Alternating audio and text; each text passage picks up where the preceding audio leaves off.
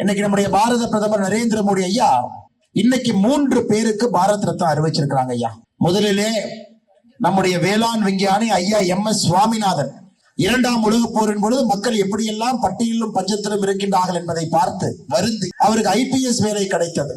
MS Swaminathan ஐயா அவருக்கு வேண்டாம் என்று விட்டுவிட்டு நேரடியாக விவசாய படிப்பிற்கு சென்று விவசாயத்திலே ஒரு மாபெரும் புரட்சி செய்து இன்னைக்கு உணவு உற்பத்தியிலே தன்னிறைவு நிறைந்த நாடாக இருக்கக்கூடிய பாரத நாட்டிற்கு அடித்தளம் அமைத்த MS சுவாமிநாதன் ஐயா அவர்களுக்கு பாரத் ரத்னா கிடைத்திருப்பது மற்றற்ற மகிழ்ச்சி. ஐயா இன்னைக்கு கும்மிடி பூண்டி என்றாலே மாசு நாய் போச்சு. மாசு நச்சு கழிவுல சுத்தப்படுத்துவதற்கு அரசு எந்த நடவடிக்கையும் எடுக்கல. ராணிப்பேட்டையில் இருக்கும் பொழுது ஐயா அங்க இதே மாதிரி ஒரு குரோமைடு தொழிற்சாலை ஆரம்பிச்சாங்க 1973.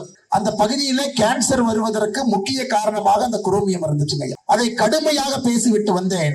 15 கோடி ரூபாய் ஒதுக்கி இருப்பதாக பத்திரிகை நண்பர்களுக்கு சொல்லியிருக்கிறார். அந்த குரோமியத்தை எடுக்கிறதுக்கு 15 கோடி ரூபாய். 28 ஆண்டுகளாக ஒரு ஊர் பிரச்சனையில இருக்கு. அங்க இருக்கக்கூடிய குரோமியம் குடிக்கிற தண்ணியில போய் கலக்க. இதுக்கு ஒரு யாத்திரை வரணுங்களா? சமீபத்தில் பேப்பர்ல பார்த்தேன், நம்முடைய திருவள்ளூர் மாவட்டம் ஊத்துக்கோட்டை வட்டம் உங்களுடைய கும்மிடிப்பூண்டி சட்டமன்ற தொகுதிக்கு வருதுங்க ஐயா. ஒரு நாலேஜ் பார்க் ஆரம்பிக்கிறோம் அப்படின்னு மக்களுடைய விவசாய நிலத்தை எல்லாம் எடுப்பதற்கு ஆரம்பித்திருக்கின்றார்கள். 1200 ஏக்கருக்கு மேல விவசாயிகளுடைய 2 போகம் குறைந்தபட்சம் விவசாயம் நடக்கக்கூடிய நிலத்தை மாநில அரசு கையகப்படுத்தி அதிலே நாங்கள் நாலேஜ் பார்க் கட்டுறோம். எப்படி விவசாயத்தை பெருக்க வேண்டும் என்று அங்கே ஆராய்ச்சி செய்ய போறோம். ஏங்க விவசாய நிலத்தை எடுத்து என்ன ஆராய்ச்சி பண்ண போறீங்க? விவசாயத்தை பெருக்க வேண்டும் என்றால் இந்த ஊர் பக்கத்துல 500 ஏக்கர்ல ஒரு தரிசு காடு இருக்கு. அதுல நீ நாலேஜ் பார்க்க வச்சு எப்படி தரிசு காட்டை விவசாய பூமியாக மாற்ற வேண்டும் என்று யோசிக்க வேண்டுமோ தவிர, அது மட்டும் இல்ல, பெங்களூர் சென்னை இண்டஸ்ட்ரியல் காரிடார் நடந்து கொண்டிருக்கிறது வேலை. அந்த இண்டஸ்ட்ரியல் காரிடாரிலும் ஒரு நாலேஜ் பார்க் வருவதாக அறிவித்திருக்கின்றார்கள். அப்படி இருக்கும் பொழுது ஒரு மாவட்டத்திற்கு 2 நாலேஜ் பார்க் எதுக்குங்க ஐயா?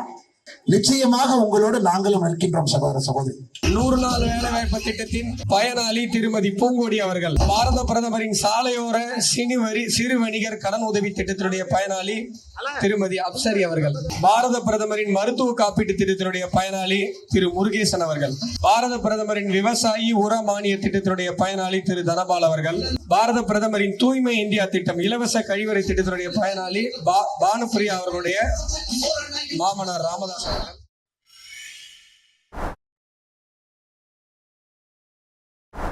முருகபெருமானுடைய மண். இங்கு யார் என்ன செய்தாலும் கூட சிறுவாபுரி பாலசுப்ரமணியம் அவருடைய அனுமதி இல்லாம யாரும் கூட எதுவும் செய்ய முடியாதுங்க. அப்படிப்பட்ட அற்புதமான கோவில் இருக்கக்கூடிய மண்ணில் என்று கொண்டிருக்கின்றோம். இதை வடகாஞ்சி என்று கூட சொல்வார்கள். எப்படி காஞ்சிபுரத்தில் வரதராஜ பெருமாள் இருக்கின்றாரோ அதே போல இந்த ஊரில் இருக்கக்கூடிய வரதராஜ பெருமாள் நம்மை தொடர்ந்து காத்து அருள் புரிந்து கொண்டிருக்கின்றார். பிறக்காதவர்கள் 2024 இன்னைக்கு மோடி அவர்களுக்கு முதல் வாக்களிக்க போறேன்.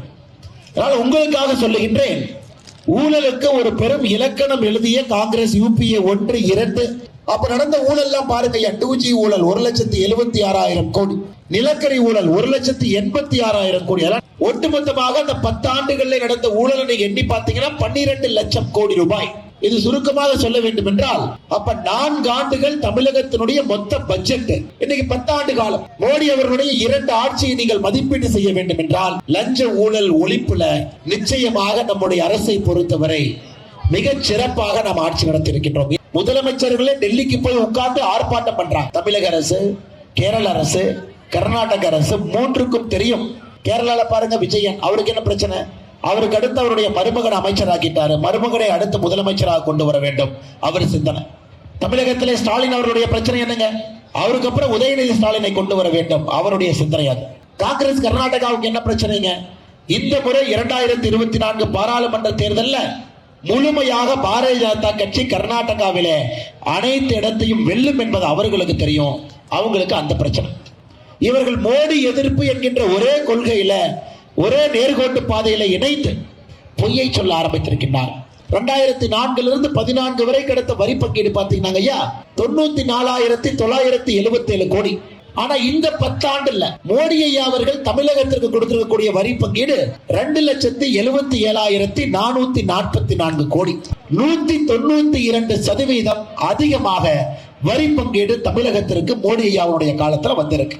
காங்கிரஸ் ஆட்சி காலத்துல 10 ஆண்டு காலத்துல தமிழகத்திற்கு உதவித்தொகையாக வந்தது மத்திய அரசிலிருந்து 57,924 கோடி. ஆனா மோடி ஐயா காலத்துல உதவித்தொகையா வந்திருப்பது 2,30,893 கோடி. அதாவது 300% அதிகமாக உதவித்தொகை வந்திருக்கிறது. 300%. ஐயா, எப்படி இவர்கள் மோடி அவர்கள் மீது, நம்முடைய அரசின் மீது வரியை குறைத்து கொடுத்திருக்கின்றார்கள் என்று எப்படி சொல்ல முடியும்? சொல்வதற்கு ஆதாரமே இல்லை. இவர்கள் வேலை என்னன்னா, வடக்கு தெற்கு என்று பிரித்து பார்க்க வேண்டும், அதை வைத்து அரசியல் செய்ய வேண்டும் என்று எல்லா கட்சிகளும் கிளம்பி இருக்கிறார். ஐயா, மோடி அவர்கள் குஜராத்தினுடைய முதலமைச்சராக இருந்த பொழுது சொன்னார், மத்திய அரசு மாநிலங்களுக்கு அதிக பணம் கொடுக்க வேண்டும் என்று. மத்திய அரசுக்கு வரக்கூடிய பணத்துல வெறும் 32% தான் மாநில அரசு கொடுப்பான்.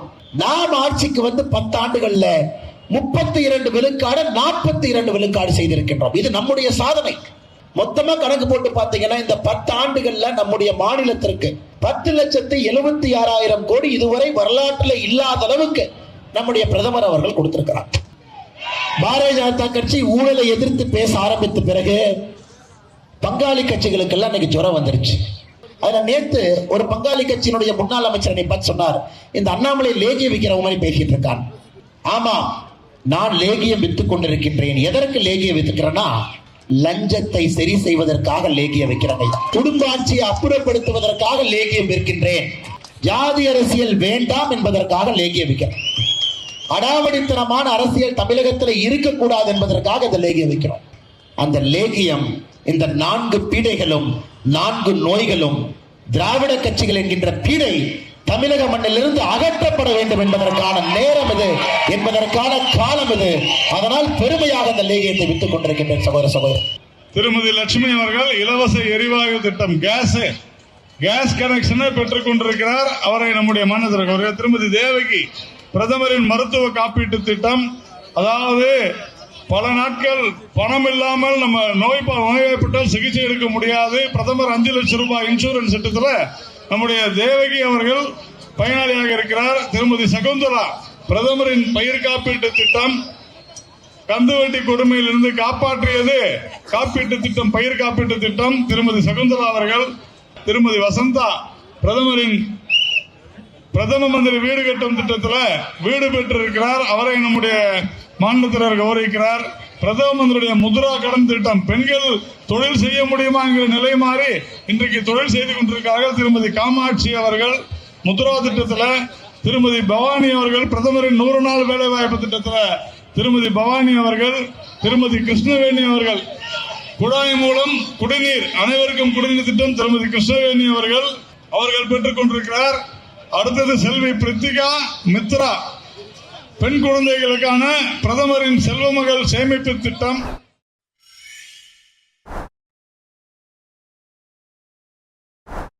நம்முடைய ஆவடி மண்ணிலே நம்மை காத்திருக்கக்கூடிய திருவேற்காடு கருமாரியம்மன் அவர்களுடைய ஆசீர்வாதத்தை பெற்று நம்முடைய மக்கள் எல்லாம் நன்றாக இருக்க வேண்டும் என்கின்ற ஒரு வேண்டுதலையும் அம்மனுக்கு வைக்கின்றேன். நேற்று தான் நம்முடைய திருவேற்காடு கருமாரியம்மன் கோவில்ல ஒரு பகுதி நேர பூஜாரி ஒருவர் அம்மனின் மேலிருந்த 8 சவரன் நகையை திருடி கைது செய்யப்பட்டிருக்கின்றார். அப்படி ஒருவேளை யாராவது கேள்வி கேட்டாங்க, ஐயா இன்னைக்கு காலையில பழனி கோவில்ல அறளைத்துறை பழனி கோவிலுடைய பிரசாதத்தை விற்கக்கூடிய அந்த கடையில, அறளைத்துறையினுடைய கடையில ஊசி போன லட்டும் பயன்படுத்த முடியாத பிரசாதங்களை வச்சு பழனியில் இன்னைக்கு காலையில வித்துக்கிட்டு இருக்காங்க. இன்னைக்கு காலையில பழனியில் நம்முடைய முருகபெருமானுக்கு திருச்செந்தூர்ல நம்முடைய பக்தர் பெருமக்கள் கொடுத்த 5,309 மாட்டை காணோம். 1986க்கும் 2024க்கும் இடைப்பட்ட காலத்துல அறளைத்துறை கோவிலுக்கு சொந்தமான 2 லட்சம் ஏக்கர் நிலத்தை இழந்திருக்கிறார்.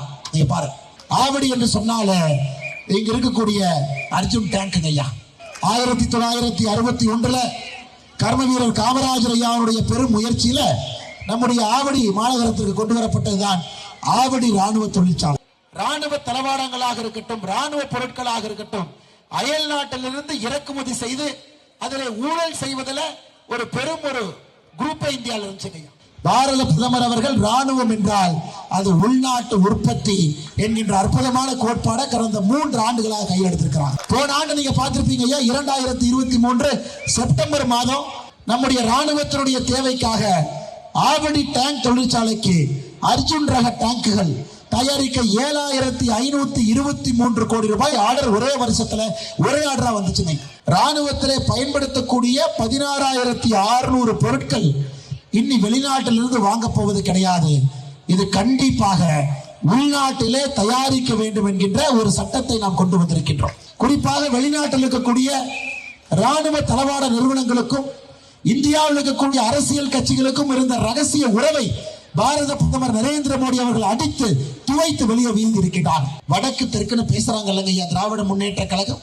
வடக்கு வேறு, தெற்கு வேறு, நாங்கள் வேறு, ராஜஸ்தான் வேறுன்னு பேசுறாங்க. அபிநந்தன் அவர்களை பிடித்து பாகிஸ்தான்கார வச்சிருக்கும் பொழுது மோடி ஐயா 2 நாடுகளுக்கு தூது விட்டார். சவுதி அரேபியாவுக்கும் அரபு எமிரேட்ஸ்க்கும் தூது விட்டார். 24 மணி நேரத்தில் அபிநந்தன் ஒரு கீறல் இல்லாமல் வரவில்லை என்றால் எந்த நிலைமைக்கும் இந்தியா செல்லும் என்று சொன்னார். ஐயா, ஒரு மனிதனுக்காக, ஒரு தமிழனுக்காக, ஒரு இந்தியனுக்காக, நாட்டுக்காக போராடிய ஒருவனுக்காக பிரதமர் சொன்னார். கேப்டன் அபிநந்தன் அவர்கள் கம்பீரமாக வாகா பார்டர்ல வரலீங்களாங்க ஐயா. உங்க சொந்த எம்எல்ஏ அண்ணன் நாசர் அவரை பாரு, ஈட்டு எறிதல் நல்லா பண்ணி கோல்டை வாங்கிட்டு வானா கல் எடுத்து எறிகிறார். இந்த அமைச்சருடைய சாதனை எல்லாம் பார்த்தீங்கன்னா இந்தியாவிலே அவர் மட்டும்தான் பால் விலையை ஏத்திட்டு, ஏனே பால் விலை ஏத்துறீங்க கேட்டா, தப்பி ஜிஎஸ்டி ஏத்திட்டாங்க அதனால பால் விலை ஏத்தணும். ஏன்னா 70 வருஷ விஷத்தை 2-3 ஆண்டுகளில் சுத்தம் செய்ய முடியாதுங்க ஐயா. எந்த அரசியல் கட்சி அந்த விஷத்தை சுத்தம் செய்யறான்னு சொல்றாங்களோ அந்த விஷத்தை குடிப்பது முதல் நாங்க குடிக்கணும். அப்பதான் அந்த விஷம் உங்ககிட்ட வராம நாங்க எடுக்க முடியுங்க ஐயா. அதைத்தான் நீலகண்டன் செய்தான், சிவா செய்தான், அதைத்தான் நம்முடைய எம்பெருமான் ஈஸ்வரன் செய்தான். விஷத்தை அவன் விழுங்கினான் என்று பாரதிய ஜனதா கட்சி உங்களுக்காக இந்த திராவிட அரசியலுடைய விஷத்தை விழுங்குவதற்கு நாங்கள் தயாராக இருக்கின்றோம். எத்தனை பேருக்கு தெரியுங்க ஐயா, RN ரவி அவர்கள் இன்டெலிஜென்ஸ் பியூரோ IB-யில் இருந்து ரிட்டையர் ஆன பிறகு நம்முடைய பாரத பிரதமர் நரேந்திர மோடி அவர்கள் ரவி அவர்களுக்கு கொடுத்த முதல் வேலை என்னன்னா, நாகாலாந்தில் இருக்கக்கூடிய NSCN என்கின்ற தீவிரவாத அமைப்பு, National Socialist Council of Nagaland என்கின்ற தீவிரவாத அமைப்பு, ஆனா இந்தியாவில் பேச்சுவார்த்தை நடத்த மாட்டாங்க. அவர்கள் பேச்சுவார்த்தை நடத்துவதெல்லாம் அயல் நாட்டில். ஆனா ரவி அவர்கள் சொன்னார், முதல் நாளிலே மோடி அரசோடு பேச்சுவார்த்தை நடத்த வேண்டும் என்றால் NSCN டெல்லிக்கு வர வேண்டும். டெல்லியிலே மட்டும்தான் பேச்சுவார்த்தை நடக்குமோ தவிர அயல் நாட்டில் எங்கேயும் பேச்சுவார்த்தை நடத்த மாட்டோம். இதை போன்று யாரெல்லாம் தேசியத்திற்காக பாடுபடக்கூடியவங்களை முதல்ல டார்கெட் பண்ணி அவர்களை குற்றவாளிகளாக காமிச்சு அவர்கள் ஏதோ ஒரு பெரிய பூதத்தை கிளப்பி அதை வைத்து திராவிட முன்னேற்ற கழகம் அரசியல் செய்து கொண்டிருக்கிறது.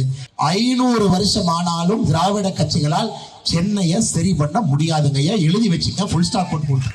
பிரதமரின் முதியோர் ஓய்வூதிய திட்டம் திருமதி காஞ்சனா அவர்கள், தேசிய ஊட்டச்சத்து திட்டம் திருமதி கார்த்திகா அவர்கள், சாலையோர சிறு வணிகர்களுக்கான கடன் திட்டம் திருமதி ஜோதி அவர்கள், பிரதம மந்திரி முத்ரா கடனுதவி திட்டம் திருமதி தேவி அவர்கள், பிரதம மந்திரியின் வேலை வாய்ப்பை உருவாக்கும் திட்டம் திருமதி சத்யபாமா அவர்கள், செல்வ மகள் சேமிப்பு திட்டம் திருமதி லலிதா அவர்கள், பிரதான் மந்திரி கரீப் கல்யாண் யோஜனா திருமதி அர்ச்சனா அவர்கள்.